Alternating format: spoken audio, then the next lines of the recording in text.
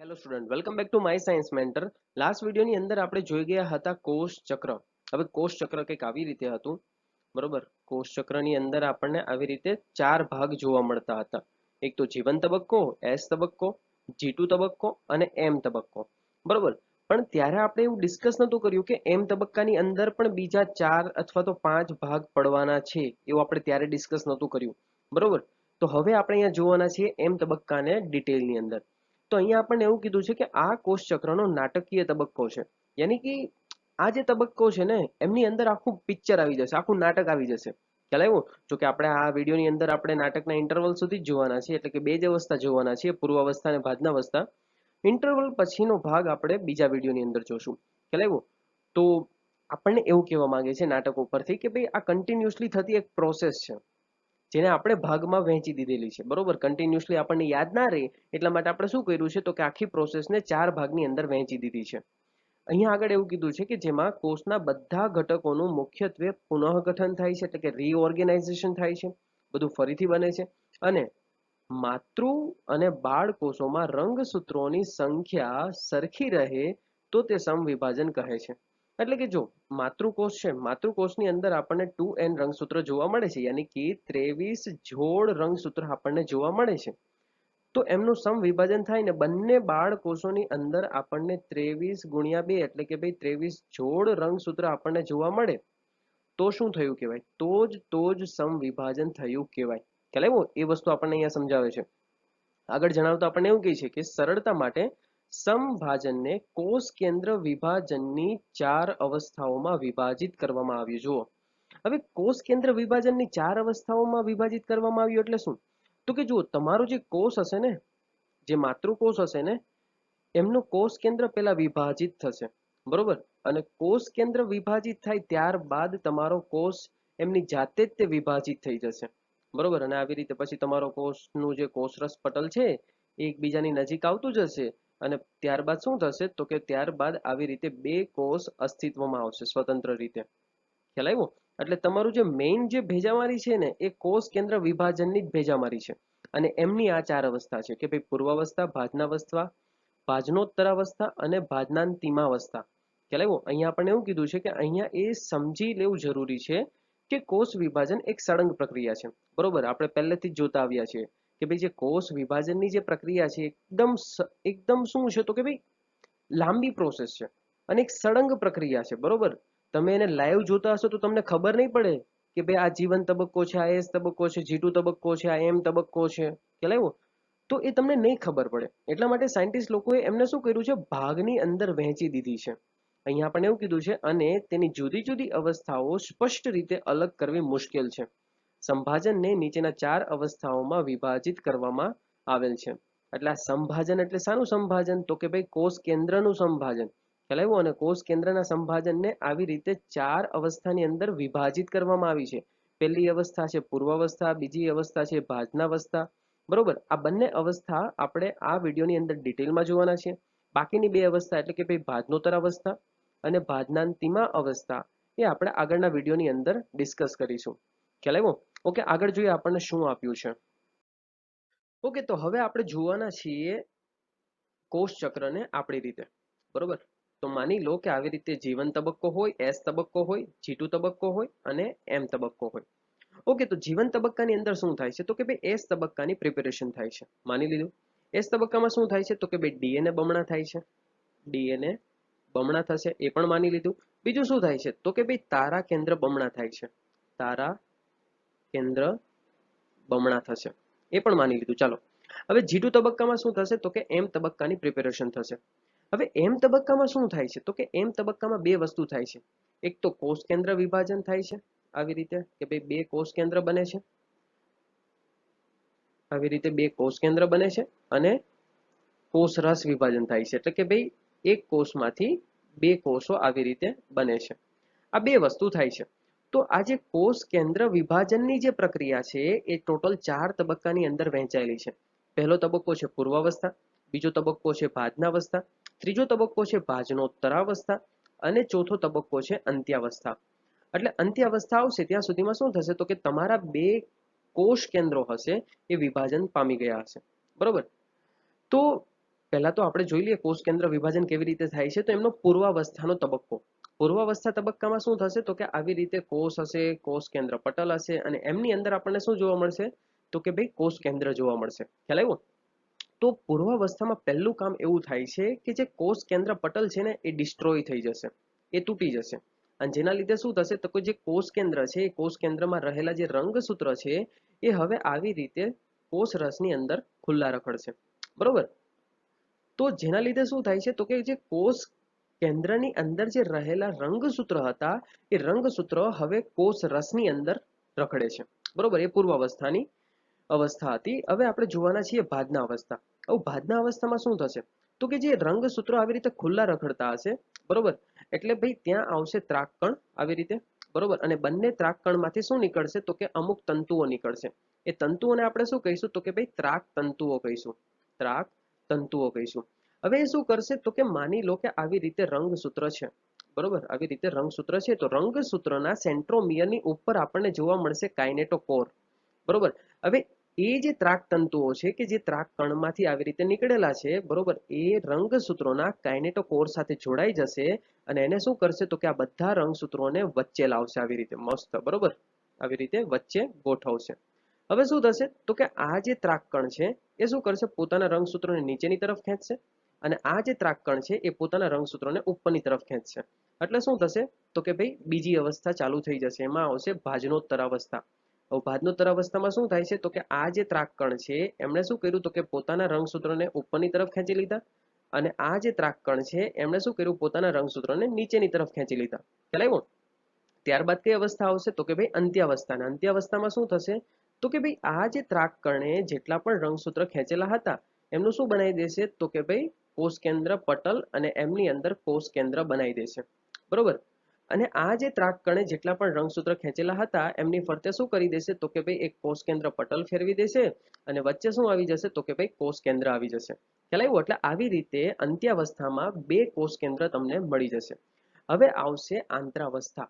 આંતરાવસ્થામાં શું થશે તો કે ભાઈ કોષરસ વિભાજન થશે. કોષરસ વિભાજન એટલે શું તો કે ભાઈ કોષરસનું જે કોષરસ પટલ હશે એ શું કરશે તો કે આવી રીતે સાંકળવાની શરૂઆત થઈ જશે અને ધીમે ધીમે શું થશે તો કે વચ્ચેથી તૂટી જશે અને આવી રીતે સ્વતંત્ર રીતે બે કોષ અસ્તિત્વમાં આવશે. તો આ તો આપણે જોઈ લીધું કે ભાઈ જે કોષ ચક્ર છે એ ઉપરથી, બરોબર. હવે આપણે ડિટેલમાં જોવાના છે. તો ચાલો આગળ જોઈએ શું કીધું છે આપણને.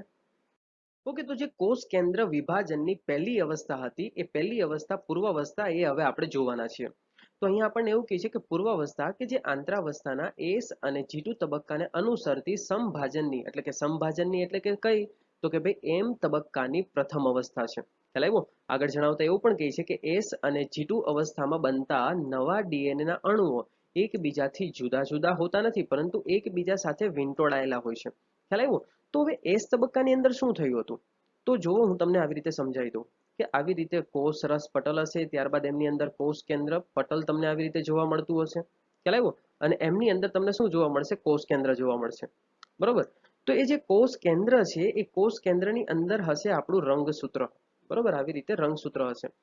તો કંઈક થાય છે એવું કે એસ તબક્કો આવે છે. એસ તબક્કાની અંદર શું થાય છે તો કે આ બધા રંગસૂત્રને હું ડીએનએ માં કન્વર્ટ કરી દઈશ. બરોબર? અને ડીએનએ ને હું શું કરી દઈશ તો કે ભાઈ બમણું કરી દઈશ. બરોબર? બમણું કરી દઈશ. પરંતુ થાય છે એવું કે એ ડીએનએ ના સ્વરૂપમાં જ રહેશે. બમણું ડીએનએ છે પરંતુ ડીએનએ ના સ્વરૂપમાં જ રહેશે. એને મેં રંગસૂત્રની અંદર કન્વર્ટ કર્યું નથી. તો એ રંગસૂત્રની અંદર એ ક્યારે કન્વર્ટ થશે તો કે ભાઈ એસ તબક્કા પછી જે એમ તબક્કો આવે છે ને એમ તબક્કામાં પણ જે પૂર્વાવસ્થા આવે છે એ પૂર્વાવસ્થાની અંદર આ જે બમણું ડીએનએ હશે એ હવે શું થશે તો કે આવી રીતે રંગસૂત્રની અંદર પરિણમશે. તો અહીંયા આપણને એ જ સમજાયું છે કે ભાઈ રંગસૂત્રીય દ્રવ્યોના ઘનીકરણની શરૂઆત એ જ પૂર્વાવસ્થાની ઓળખ છે. હવે રંગસૂત્રીય દ્રવ્ય એટલે શું તો કે આ જેટલું પણ આપણે ડબલ કરેલું જે ડીએનએ છે એ ડીએનએ શું થશે તો કે અહીંયા ઘટ્ટ સ્વરૂપે ગોઠવાઈ જશે અને એમાંથી શું થશે તો કે ધીમે ધીમે રંગસૂત્ર બનવાની પ્રક્રિયા ચાલુ થશે. આગળ જણાવતા આપણને એ પણ કીધું છે કે રંગસૂત્રીય ઘનીકરણની પ્રક્રિયા દરમિયાન રંગસૂત્રીય દ્રવ્યો સ્પષ્ટ થવા લાગે છે. એટલે કે રંગસૂત્ર જે હશે, બરોબર, એ શું થશે સ્પષ્ટ થવા લાગશે. એ પૂર્વાવસ્થાની અંદર બનશે. ખ્યાલ આવ્યો? આગળ જણાવતા આપણને એ પણ કીધું છે કે તારા કેન્દ્રો કે જેનું દ્વિગુણન આંતરાવસ્થાના એસ તબક્કામાં થયેલું હતું તે હવે કોષના વિરુદ્ધ ધ્રુવો તરફ ખસવાની શરૂઆત કરે છે. એટલે કે માની લો કે તારા કેન્દ્ર ગમે ત્યાં હોય તો એ શું કરશે તો કે એ તારા કેન્દ્રો આવી રીતે વિરુદ્ધ ધ્રુવ તરફ આવી રીતે ખસશે, બરોબર, આવી રીતે બંને અલગ અલગ ધ્રુવો તરફ ખસી જશે. અહીંયા આપણને એ પણ કીધું છે કે પૂર્વાવસ્થાના અંતમાં જે મહત્વપૂર્ણ ઘટનાઓ થાય છે તેની વિશિષ્ટતાઓ નીચે મુજબ આપેલી છે, જે આપણે આગલી સ્લાઇડની અંદર જોવાના છીએ. તો ચાલો જોઈએ આગલી સ્લાઇડમાં આપણને શું આપેલું છે. તો હવે આપણે જોવાના છીએ પૂર્વાવસ્થાની મુખ્ય વિશેષતાઓ વિશે. એમાંની પહેલી વિશેષતા એવી છે કે જે રંગસૂત્રીય દ્રવ્ય. હવે રંગસૂત્રીય દ્રવ્ય એટલે શું તો કે ભાઈ આપણું ખુલ્લું ડીએનએ, બરોબર. તો એ ખુલ્લું ડીએનએ શા માટે છે? કારણ કે આપણે એ તબક્કાની અંદર જે રંગસૂત્ર હતા એને આપણે ખોલીને આપણે શું કરી નાખ્યું તો કે ભાઈ ડીએનએ ખુલ્લું પાડી દીધું. શા માટે? કારણ કે એ તબક્કાની અંદર જે ડીએનએ છે એ બમણું થશે. તો હવે એ ડીએનએ તો બમણું કરી નાખ્યું, પરંતુ એમાંથી ફરીથી એ ડીએનએ ને આપણે રંગસૂત્રની અંદર નથી ફેરવ્યું. એટલા માટે શું થશે તો કે રંગસૂત્રીય દ્રવ્ય ઘનીકરણ પામીને શું બનાવશે તો કે ભાઈ રંગસૂત્ર બનાવશે. ખ્યાલ આવ્યો? એટલે આ પૂર્વાવસ્થાની અંદર રંગસૂત્ર બની જશે. આગળ જણાવતા એવું પણ કીધું છે કે આ જે રંગસૂત્રો છે એ બે એકલ સૂત્ર અને તેમને સાંકળતા એક સેન્ટ્રોમિયરનું બનેલ હોય છે. એટલે કે ભાઈ વચ્ચે સેન્ટ્રોમિયર આવશે અને ઉપર એક એકલ સૂત્ર આવશે અને બીજું એક નીચે એકલ સૂત્ર આવશે, બરોબર. આવી રીતે તો આને આપણે સેન્ટ્રોમિયર કહીશું અને આને આપણે શું કહીશું તો કે ભાઈ એકલ સૂત્ર કહીશું, એકલ સૂત્રો. ઓકે, બીજી મુખ્ય વિશેષતા એ છે કે ભાઈ દ્વિધ્રુવીય ત્રાક સૂક્ષ્મ નલિકાઓનું ભેગું થવું જેવી પ્રક્રિયાઓની શરૂઆત થાય છે. હવે સૂક્ષ્મ નલિકાઓનું ભેગું થવું એટલે શું તો કે સમજાવું છું. માની લો કે આવી રીતે કોષ છે અને કોષની અંદર આવી રીતે તારા કેન્દ્ર છે, બરોબર. તો એ જે તારા કેન્દ્ર છે તારા કેન્દ્રનું નિર્માણ કેવી રીતે થશે તો કે આવી રીતે ઘણી બધી સૂક્ષ્મ નલિકાઓ આવશે અને એ આવી રીતે કંઈક ગોઠવણી પામશે, બરોબર. અને જેની મદદથી શું થશે તો કે તારા કેન્દ્રની એક રચના થશે, બરોબર. જો તમને ન ખબર હોય તો 8મા ચેપ્ટરના વિડીયો છે તે આપણી ચેનલ ઉપર, બરોબર. એ એક વખત જોઈ લેવા, જેનાથી આ બધી વસ્તુ સમજવાની બહુ સરળતા રહેશે. તો અહીંયા આપણને એ જ કીધું છે કે સૂક્ષ્મ નલિકાઓ, આવી બધી નલિકાઓ ભેગી થઈને તારા કેન્દ્ર રચશે. એ તારા કેન્દ્ર શું કરશે તો કે બંને ધ્રુવો તરફ જતા રહેશે અને જેના લીધે શું થશે તો કે દ્વિધ્રુવીય ત્રાકનું સર્જન થશે. દ્વિધ્રુવીય ત્રાક એટલે શું? દ્વિ એટલે કે બે, ધ્રુવી એટલે શું તો કે ભાઈ બંને અલગ અલગ ધ્રુવો આવી રીતે અલગ અલગ ધ્રુવો તરફ જાય છે. અને ત્રાક એટલે શું તો કે ભાઈ ત્રાકકણ. તો બંને અલગ અલગ ધ્રુવો તરફ ત્રાકકણનું ખસવું, જેને આપણે શું કહીશું તો કે દ્વિધ્રુવીય ત્રાકનું સર્જન થવું. ખ્યાલ આવ્યો? વચ્ચે તો આપણને ખબર જ હશે કે આવી રીતે રંગસૂત્ર આવેલા હશે, બરોબર. આવી રીતે તો અને આગળ શું કહે છે તો કે ભાઈ કોષના કોષરસમાં આવેલ આવી પ્રોટીનયુક્ત સંરચના આ પ્રક્રિયામાં મદદ કરે છે. એટલે કે આ જે સૂક્ષ્મ નલિકાઓ છે એ શાની બનેલી હશે તો કે ભાઈ પ્રોટીનની બનેલી હશે. ખ્યાલ આવ્યો? આગળ જણાવતા આપણને એવું પણ કીધું છે કે ભાઈ જે પૂર્વાવસ્થાના અંતમાં જો કોષને માઇક્રોસ્કોપમાં જોવામાં આવે તો તેના ગોલ્ગી પ્રસાધન, અંતઃકોષરસ ઝાડ, કોષ કેન્દ્રિકા તથા કોષ કેન્દ્ર પટલ જોવા મળતા નથી.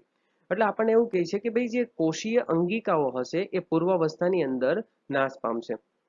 ખ્યાલ આવ્યો? કોષરસ પટલ નાશ પામવાના સાથે આ બધી જ અંગિકાઓ નાશ પામશે. હવે આપણને જોવા શું મળશે તો કે ભાઈ ખાલી ને ખાલી કોષરસની અંદર આપણને રંગસૂત્ર જોવા મળશે અને શું જોવા મળશે તો કે ભાઈ બંને ધ્રુવો તરફ આપણને તારા કેન્દ્રો જોવા મળશે. ખ્યાલ આવ્યો? તો આ શું હતી? પૂર્વાવસ્થાની એક મુખ્ય વિશેષતાઓ હતી. ખ્યાલ આવ્યો? હવે આગળ જોઈએ આપણે નવો તબક્કો. તો હવે આપણે જોવાના છીએ ભાદના અવસ્થા. હવે ભાદના અવસ્થામાં શું કીધું છે તો કે અહીંયા જોઈએ કોષ કેન્દ્ર પટલના સંપૂર્ણ વિઘટન. હવે કોષ કેન્દ્ર પટલનું સંપૂર્ણ વિઘટન ક્યાં થયેલું હતું તો કે ભાઈ પૂર્વાવસ્થાની અંદર. તો સંપૂર્ણ વિઘટન થયા બાદ સમવિભાજનની બીજી અવસ્થાની શરૂઆત થાય છે. એટલે કે ભાઈ ભાદના અવસ્થાની શરૂઆત થાય છે. આગળ જણાવતા એવું પણ કીધું છે કે આ અવસ્થામાં રંગસૂત્રો કોષના કોષરસમાં ફેલાઈ જાય છે, બરોબર. એટલે કે તમે અહીંયા જોઈ જ શકો છો કે ભાઈ ભાદના અવસ્થામાં રંગસૂત્ર કેવી રીતે કોષરસમાં ફેલાયેલા છે. આગળ જણાવતા એવું પણ કીધું છે કે આ અવસ્થા સુધી રંગસૂત્રોની ઘનીકરણ પ્રક્રિયા પૂર્ણ થઈ જાય છે અને માઇક્રોસ્કોપમાં તેનું સ્પષ્ટ નિરીક્ષણ કરી શકાય છે. એટલે કે આ અવસ્થા સુધી એટલે કે ભાઈ ભાદના અવસ્થા સુધી એટલે કે ભાદના અવસ્થા પહેલા કઈ અવસ્થા આવેલી છે? પૂર્વાવસ્થા. તો પૂર્વાવસ્થાની અંદર શું થાય છે તો કે રંગસૂત્રોની જે ઘનીકરણની પ્રક્રિયા છે, યાની કે ડીએનએ માંથી જે રંગસૂત્ર બનવાની જે ક્રિયા છે એ પૂર્ણ થઈ જાય છે. એટલે માટે તમને ભાદના અવસ્થાની અંદર તમને રંગસૂત્રો જોવા મળશે અને તમે એને સારી રીતે જોઈ શકશો. આગળ જણાવતા એવું પણ કીધું છે કે આ એ જ અવસ્થા છે કે જેમાં રંગસૂત્રોની બાહ્ય રચનાઓનો સરળતાથી અભ્યાસ કરી શકાય છે. ખ્યાલ આવ્યો? માઇક્રોસ્કોપની અંદર તમે જોઈ શકશો કે ભાઈ રંગસૂત્ર કેવા હોય છે. આગળ જણાવતા એવું પણ કીધું છે કે આ તબક્કામાં રંગસૂત્રો બે એકલ સૂત્રોના બનેલા હોય છે કે જે સેન્ટ્રોમિયરથી જોડાયેલા હોય છે. એટલે કે વચ્ચે શું આવેલું હશે? આવી રીતે સેન્ટ્રોમિયર આવેલું હશે અને બંને સાઈડ શું જોવા મળશે તો કે ભાઈ એકલ સૂત્રો જોવા મળશે અને આપણે શું કહીશું એકલ સૂત્રો. આગળ જણાવતા આપણને એવું પણ કીધું છે કે સેન્ટ્રોમિયરની સપાટી પર કાઇનેટોકોર્સ નામની બિંબ જેવી રચના જોઈ શકાય છે. એટલે કે ભાઈ કાઇનેટોકોર્સ કંઈક આવી રીતે હશે જે બંને સાઈડ જોવા મળશે સેન્ટ્રોમિયરની. આગળ જણાવતા એવું પણ કીધું છે કે આ રચના સૂક્ષ્મ નલિકાઓ દ્વારા બનેલા ત્રાક તંતુઓને જોડવા માટેનું સ્થાન આ રચના છે. બરોબર, એટલે શું થશે તો કે જુઓ આ જે ત્રાકકણ છે એ ત્રાકકણમાં શું હશે સૂક્ષ્મ નલિકા હશે. હવે સૂક્ષ્મ નલિકામાંથી શું બનશે તો કે ભાઈ ત્રાક તંતુ બનશે. શું બનશે ત્રાક તંતુ બનશે. હવે આ જે ત્રાક તંતુ છે બરોબર ત્રાક તંતુ એ ત્રાક તંતુ એ પ્રોટીનના બનેલા હશે અને કયા પ્રોટીનના બનેલા હશે તો કે ભાઈ ટ્યુબ્યુલિન. બરોબર ટ્યુબ્યુલિન નામના પ્રોટીનના બનેલા હશે. આ નીટ માટે આઈએમપી છે યાદ રાખવાનું છે. હવે થશે શું તો કે ભાઈ આ જે તમને કાઇનેટોકોર્સ જોવા મળે છે ત્યાં શું થશે તો કે ભાઈ આવી રીતે આવા ત્રાક તંતુ આવશે. ત્રાક તંતુ આવશે. બરોબર, તો રંગસૂત્રોમાં કયા સ્થાને ત્રાક તંતુ જોડાશે તેનો આન્સર આવશે કાઇનેટોકોર. બરોબર, આ એક વખત પૂછાઈ ગયેલો છે. આગળ જોઈએ ત્રાક તંતુઓ રંગસૂત્રોના સેન્ટ્રોમિયર સાથે જોડાઈને રંગસૂત્રોને કોષના મધ્ય વિસ્તારમાં ગોઠવે છે. એટલે કે કંઈક આવી રચના તમને જોવા મળશે. બરોબર, એટલે કે માની લો કે આવી રીતે કોષ હોય તો બધા રંગસૂત્રો આવી રીતે વચ્ચે આવી જશે. બરોબર, આવી રીતે વચ્ચે આવી જશે અને અહીંયા શું હશે તો કે ભાઈ ત્રાક તંતુ હશે, સોરી ત્રાકકણ હશે અને ત્યાંથી આવશે આવી રીતે ત્રાક તંતુ. બરોબર, હા આ તંતુને આપણે શું કહીશું ત્રાક તંતુ કહીશું અને આને આપણે શું કહીશું તો કે ત્રાકકણ કહીશું. બરોબર, આની અંદર કન્ફ્યુઝન થવાનું નથી. આગળ જોઈએ તો કે ભાઈ પ્રત્યેક રંગસૂત્રનું એક એકલ સૂત્ર એક ધ્રુવ તરફ ત્રાક તંતુ દ્વારા પોતાના કાઇનેટોકોર્સ વડે જોડાય છે, જ્યારે તેનું બીજું એકલ સૂત્ર ત્રાક તંતુ વડે પોતાના કાઇનેટોકોર્સ સાથે વિરુદ્ધ ધ્રુવથી જોડાયેલ હોય છે. બરોબર, જે મધ્યાવસ્થાની ઓળખ છે. મધ્યાવસ્થાની ઓળખ છે. શું કીધું છે તો કે આ જે અડધું એકલ સૂત્ર છે, આ અડધું એકલ સૂત્ર છે એ આ ભાગ સાથે જોડાયેલું છે અને આ જે નીચેનું એકલ સૂત્ર છે બરોબર આ જે નીચેનું એકલ સૂત્ર છે એ નીચેના ભાગ સાથે જોડાયેલું છે. બરોબર, એટલે કે ભાઈ વિરુદ્ધ ધ્રુવ તરફ જોડાયેલું છે. બરોબર, તો એ શું કરે છે તો કે ભાઈ મધ્યાવસ્થાની ઓળખ આપે છે. મધ્યાવસ્થાની ઓળખ એટલે શું તો કે ભાઈ બધા રંગસૂત્ર આવી રીતે મધ્યમાં આવી જવા. ખ્યાલ આવ્યો? એને આપણે શું કહીશું તો કે ભાઈ મધ્યાવસ્થા કહીશું. મધ્યાવસ્થામાં જે તલ પર રંગસૂત્ર ગોઠવાય છે તેને મધ્યાવસ્થા પટ્ટિકા અથવા તો ભાજનતલ કહેવામાં આવે છે. એટલે કે આને આપણે શું કહીશું આને આપણે શું કહીશું તો કે ભાઈ મધ્યાવસ્થા પટ્ટિકા અથવા તો ભાજનતલ કહીશું. ખ્યાલ આવ્યો? આ વસ્તુ આપણે યાદ રાખવાની છે. ઓકે, આગળ જોઈએ આપણને શું કીધું છે. તો હવે આપણે જોવાના છીએ ભાદના અવસ્થાની મુખ્ય વિશેષતાઓ વિશે. બરોબર, તો એમાંથી પહેલી મુખ્ય વિશેષતા એ છે કે ત્રાક તંતુઓ રંગસૂત્રોના કાઇનેટોકોર્સ વડે જોડાયેલા હોય છે. એટલે માની લો કે આવી રીતે રંગસૂત્ર હશે. બરોબર, તો આ રંગસૂત્રો ઉપર આપણને શું જોવા મળશે તો કે ભાઈ સેન્ટ્રોમિયરની ઉપર આપણને જોવા મળશે બંને સાઈડ કાઇનેટોકોર્સ. બરોબર, અને આ કાઇનેટોકોર્સ સાથે શું જોડાશે તો કે ભાઈ ત્રાકકણમાંથી જે ત્રાક તંતુઓ આવેલા હશે એ શું કરશે તો કે રંગસૂત્રોના કાઇનેટોકોર્સ વડે જોડાયેલા હશે. ઓકે, બીજી મુખ્ય વિશેષતા એ છે કે રંગસૂત્રો બંને ધ્રુવો પર રહેલા ત્રાક તંતુઓ દ્વારા મધ્યાવસ્થા પટ્ટિકા એટલે કે ભાઈ વિષુવવૃત્તીય તલ તરફ આગળ વધીને મધ્યાવસ્થા પટ્ટિકા પર ગોઠવાય છે. આ વસ્તુ શું કહે છે માની લો કે આવી રીતે એક કોષ છે તો કોષની અંદર જે રંગસૂત્ર હશે ને એ આવી રીતે આડાહવડા ગોઠવાયેલા હશે. બરોબર, આવી રીતે તો શું થશે તો કે જો એ જે કોષની અંદર બંને સાઈડ શું આવેલા છે તો કે ભાઈ ત્રાકકણ આવેલા છે. ત્રાકકણમાંથી શું આવશે તો કે ભાઈ ત્રાક તંતુ આવશે. હવે આ ત્રાક તંતુઓ શું કરશે તો કે ભાઈ રંગસૂત્ર સાથે જોડશે. બરોબર, આવી રીતે અને જે શું કરશે તો કે ભાઈ કોષની અંદર એક વિષુવવૃત્તીય તલ આવેલો હશે. એટલે કે ભાઈ કોષની અંદર જે વચ્ચેનો ભાગ હશે એ વચ્ચેના ભાગ ઉપર શું કરશે તો કે આ બધા રંગસૂત્રોને ગોઠવી દેશે આવી રીતે મસ્ત. ખ્યાલ આવ્યો? અને આ જે વિષુવવૃત્તીય તલ છે અથવા તો આ જે વચ્ચેની જે પટ્ટી છે એને આપણે શું કહીશું તો કે ભાઈ મધ્યાવસ્થા પટ્ટિકા કહીશું. ખ્યાલ આવ્યો? તો આ સાથે આપણું ભાદના અવસ્થા પૂર્ણ થાય છે. હવે બાકીની જે બે અવસ્થા છે આપણે નવા વિડીયોની સાથે જોવાના છીએ. તો આ સાથે આપણો વિડીયો સમાપ્ત થાય છે. આપણે મળીશું નવા વિડીયોની અંદર. ત્યાં સુધી બધાને ટેક કેર, બાય બાય.